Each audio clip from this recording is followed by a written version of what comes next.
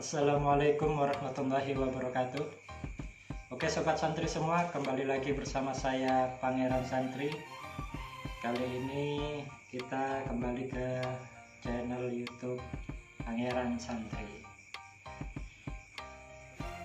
Malam ini kita akan mereview sebuah kitab yang fenomenal, yaitu kitab Bidayatul Hidayah. Kenapa kitab Bidayatul Hidayah? Karena kitab ini adalah kitab wajib bagi setiap pesantren di Indonesia, bahkan di seluruh dunia. Kitab Bidayatul Hidayah karya Imam Hujjatul Islam Muhammad bin Muhammad Al-Ghazali At-Tusi. Beliau Imam Ghazali lahir sebagai anak dari seorang ayah yang dikisahkan dalam Hazanah kita sebagai ghazal, yaitu penyulam. Beliau dari Khurasan, Persia. Bahkan beliau menghasilkan karya-karya yang luar biasa banyaknya. Salah satu karya yang paling fenomenal adalah kitab Ihya Ulumuddin. Kitab yang katanya para ulama itu kalau tidak ada kitab di dunia ini semuanya hangus terbakar, cukup satu kitab yang disisakan, yaitu Ihya Ulumuddin. Karena saking dahsyatnya, saking hebatnya, ulama seluruh dunia mengacungi jempol semua kepada Imam Hujjatul Islam Muhammad bin Muhammad Al-Ghazali. Oke sobat santri semua, kitab Bidayatul Hidayah ini adalah kitab yang fenomenal sekali. Kenapa kita bahas untuk review pertama kali ini? Karena kitab ini adalah kitab yang tipis, kemudian kitab ini juga mudah dipahami, kitab ini juga praktis, dan kitab ini mencakup amaliyah keseharian.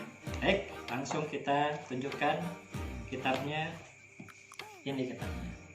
Ini kitab versi dari cetakan Darul Kutub Al-Islamiyah Jakarta. Saya kebetulan punya beberapa versi kitab.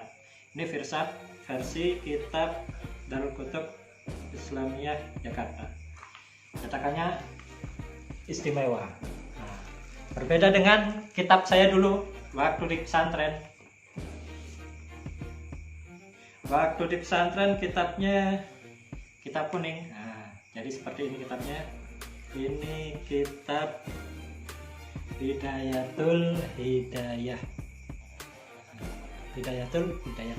Meskipun di atasnya adalah kitab Minhajul Abidin, tapi pinggirannya adalah kitab Bidayatul Hidayah. Nah, kalau di pesantren saya dulu yang dibaca kitab Bidayatul Hidayah, tapi mayoritas santri membawa kitab namanya Maraqil Ubudiyah, sarah dari Bidayatul Hidayah. Jadi yang saya tahu kitab sarah Bidayatul Hidayah itu ada kitab Maraqil Ubudiyah karya Syekh Nawawi Al-Bantani, dan juga ada namanya kitab Al-Kifayah sarah Bidayatul Hidayah. Mungkin kalau sobat santri tahu kitab lain yang menyarahi tentang kitab Bidayatul Hidayah, silahkan komentar di bawah. Ini versi yang kitab kuningnya. Jadi saya dulu pesantren pakai kitab ini. Kemudian ada kitab sarahnya. Nah, tadi kita bahas, kita baca Maraqil Ubudiyah. Ini sarah tentang Bidayatul Hidayah. Ini sama dari Darul Kutub Islamiyah juga, tapi versinya versi kuning. Versi kuning, bukan di samping tapi di atas. Ini sarahnya, bawah sarahnya. Kemudian terjemah Bidayatul Hidayah. Ini terjemah Bidayatul Hidayah dengan menggunakan bahasa Jawa. Jadi kita lihat, ini adalah kitab Bidayatul Hidayah menggunakan bahasa Jawa. Ini kitab punya ibu saya, jadi pakai bahasa Jawa. Ini kitab dari almarhum ayah saya, kitab Bidayatul Hidayah, tapi bukan bahasa Jawa. Bahasanya apa? bahasa Madura. Nah, jadi saking kayanya khazanah Islamiyah di Nusantara, kitab Bidayatul Hidayah ada yang bahasa Banjar, bahasa Jawa, bahasa Madura, bahasa Melayu pasti ada. Kemudian versi yang lain, ini kitab Bidayatul Hidayah yang dirangkum, dikumpulkan dengan kitab-kitab karya Imam Ghazali yang lainnya. Di sini ada 28 kitab, kalau tidak salah 26 kitab dijadikan satu Majmu' Rasail Imam Ghazali. Di antaranya adalah Bidayatul Hidayah dan juga Minhajul Abidin ada di sini. Dan yang terakhir yaitu kitab Bidayatul Hidayah versi terjemah. Saya sudah banyak baca versi terjemah, tapi menurut saya ini versi yang paling bagus, paling mudah, paling enak untuk dibaca oleh kalangan awam. Jadi saya kebetulan beli sama sepupu saya. Akhirnya pulang sama orang tuanya dari sepupu saya tadi bilang, percuma mondok lama-lama kok beli kitab terjemah.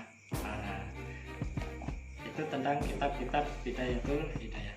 Oke, langsung kita bahas tentang isi dari kitab ini. Sobat santri semua, kitab Bidayatul Hidayah ini memiliki bahasa yang mudah. Baik, kita baca.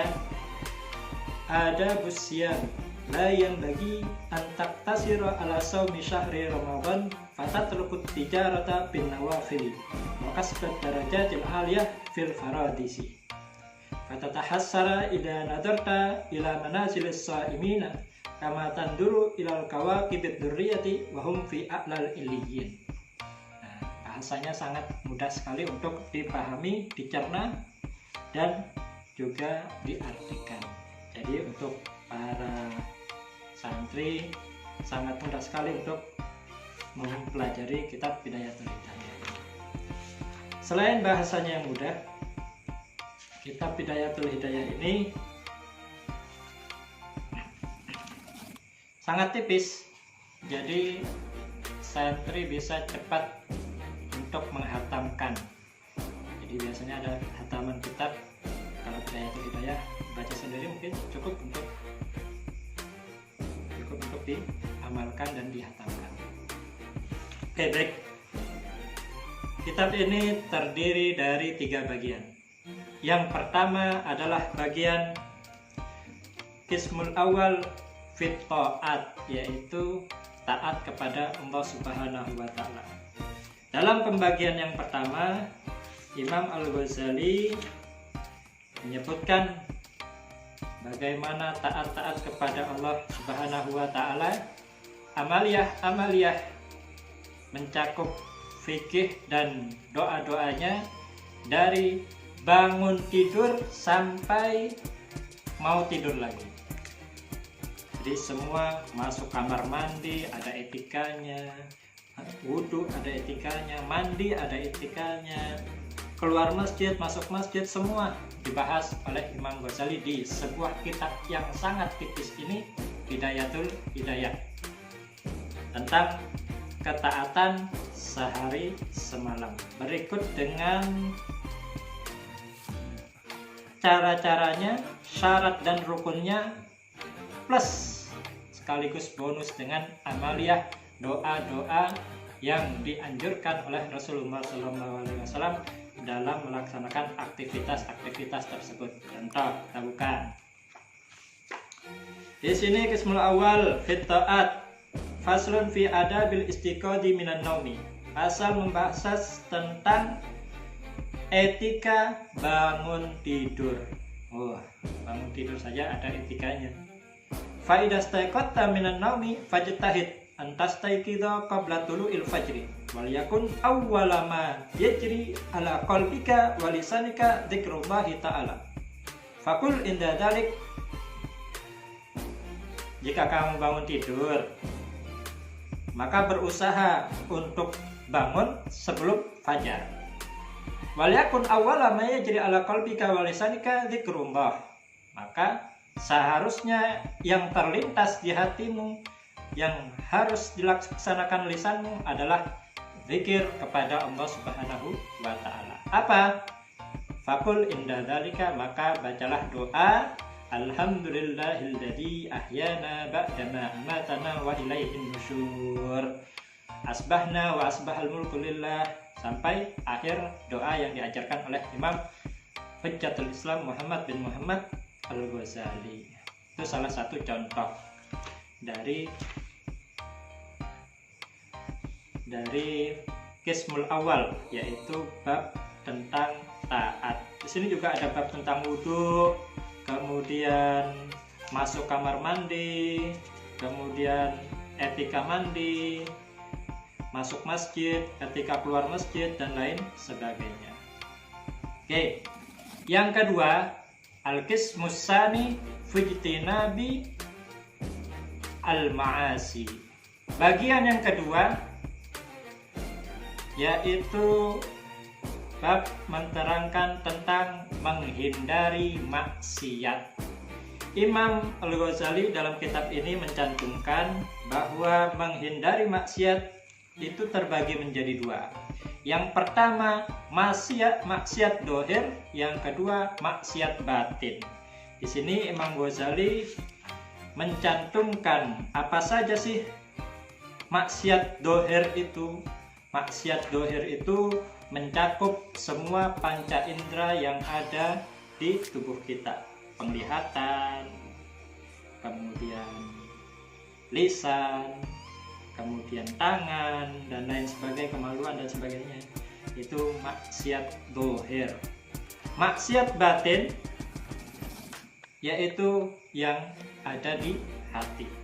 Di sini juga dibahas oleh Imam Ghazali, maksiat tentang batin kita, maksiat yang ada di hati kita, sombong, dengki, iri, takabur, dan lain sebagainya. Dibahas oleh Imam Ghazali dan diberikan solusi. Nah, itu enaknya di kitab ini. Kemudian di kitab ini pada yang memberi solusi, Imam Al-Ghazali rahimahullahu ta'ala memberikan solusi bagi orang-orang yang memiliki penyakit-penyakit tadi. Wal mutakabbiru huwallazi in wu'idha anifa wa in wa'adha anafa fa kullu man ra'a nafsahu khairan min ahadin min khalqillahi ta'ala fa huwa mutakabbirun. Balian bagilaka an ta'lam annal khaira man huwa khairun indallahi fi daril akhirah wa dzalika ghaibun wa huwa mauqufun 'alal khatimah. Di sini diberikan solusi oleh Imam Ghazali. Fa hadza qad abadallahu ta'ala qabli fala syakka annahu khairun minni wa in kana aliman kulta hadza u'tiya ma lam u'ta wa balagha ma lam ablaq. Sini diberi solusi oleh Imam Ghazali. Kemudian